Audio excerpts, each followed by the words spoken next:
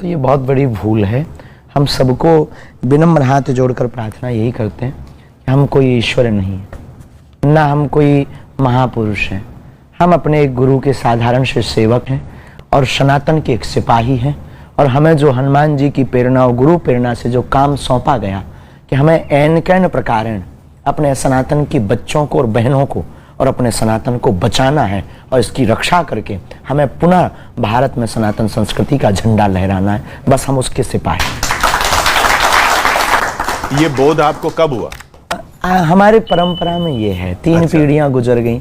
हमारे दादा गुरुजी ने 40 वर्ष तक सेवा की बागेश्वर हनुमान जी की, और दादा गुरुजी के भी दादाजी ने की। वो मंदिर हमारी पीढ़ियों दर पीढ़ी सेवा कर रहा है। आचार्य पुजारी पद पर एक ना एक वहाँ प्रतिष्ठित रहते। हमारी दादाजी के माताजी भी बागेश्वर महादेव की उपासक थी, और तीसरी पीढ़ी में हम हैं वहाँ सेवा में। तो बचपन काल में ही अभाव का जीवन, तो कभी एक बार दादाजी, हमारे दादाजी महापुरुष थे, भगवत प्राप्त, हनुमान जी का साक्षात्कार था।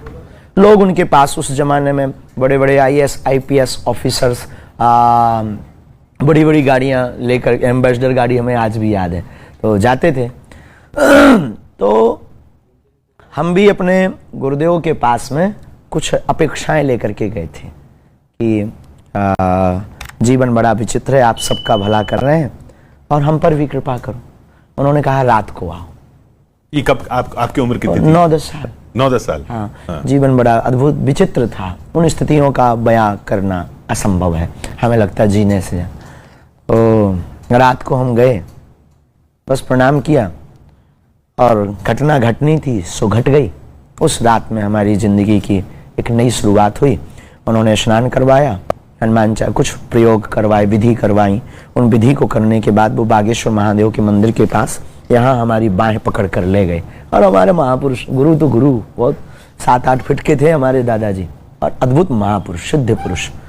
और बस उसी रात कोई घटना घटती है और वो जाकर के होता है कुछ ऐसी घटना जो टीवी का विषय नहीं है। एक लाइट जैसी होती है, एक लाइट जैसा प्रकाश होता है, और हम भयभीत तो हो ही जाते हैं, बच्चे हैं तो बहुत अति भयभीत हो गए। लेकिन उन्होंने हमारी पीठ थपथपाते हुए कहा, कह दो तुम हमारे हो हम तुम्हारे। और बस हमने कह दिया तुम हमारे और हम तुम्हारे, और काम हो गए।